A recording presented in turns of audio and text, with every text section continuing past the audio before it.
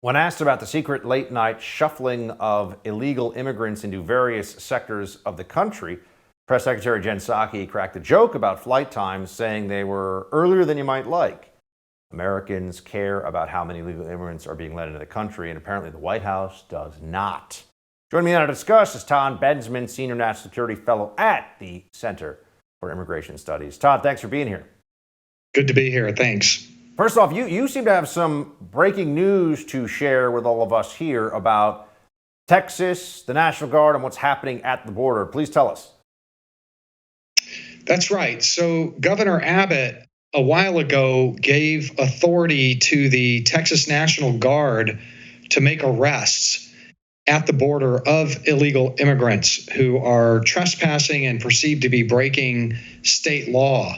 And now the first of them are trained 40 hours of use of deadly force and Fourth Amendment training by Texas DPS officers, and they are now deploying at the border on private ranch lands, making arrests of illegal immigrants who trespass. This would represent the first time in American history that National Guard were used in this manner at the border for illegal immigrants. Now, tell us just what's going on with the situation day in and day out. We've seen the report that 1.7 million migrants have entered the United States illegally in this fiscal year alone. What do you make of that number, and how is this situation continuing on as is? Right. This is the September numbers are out. They would have to have been more than 170,000 apprehensions for the month of September.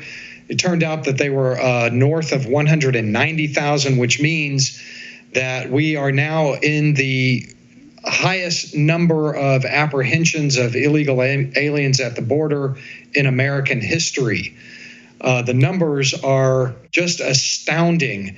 Never before have we seen anything really close to this, except in the year 2000, where we had 1.6 million. Now we're at 1.7 plus million. And that is an incredible drain on the border control management systems and the Border Patrol. They're swamped, they're exhausted, and it's essentially a borderless country at this point. I mean, there's very little frontline defense anymore as people just pour into the country by the hundreds of thousands.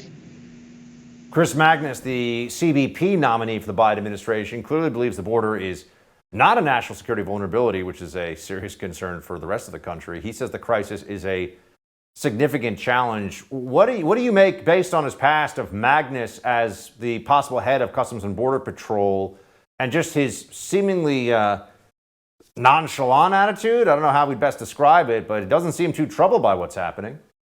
I mean, I guess he's probably trying to downplay this. But look, in the past, when we've had large mass migrations like this, most of them have been from Mexico.